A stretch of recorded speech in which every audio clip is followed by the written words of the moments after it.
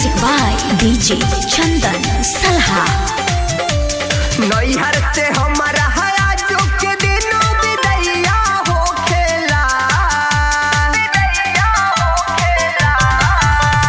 नैहर से हमारा हया जो के दिनों विदैया हो खेला। ए भौजी रे हम ना गवन है जाइब मोरैया रवा रोवेला।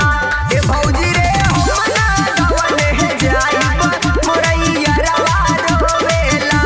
ए भौजी रे हम ना गवन है जाइब मोर मजनुआ रोवेला। Presented by Anshika music.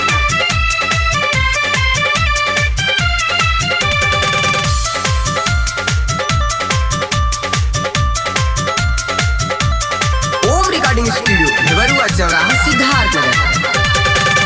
बचपन से रहल भौजीन के संघरिया, अब नहीं रह पाइब पिया के नगरिया, पिया के नगरिया।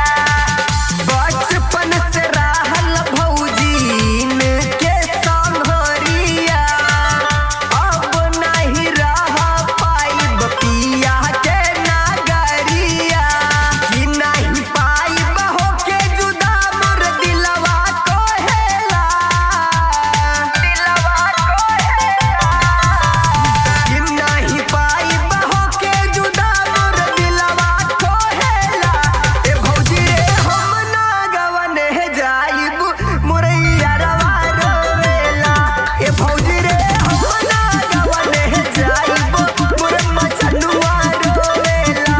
ए भौजी रे हम ना गवन है जाइब मोर लभरवा रोवेला।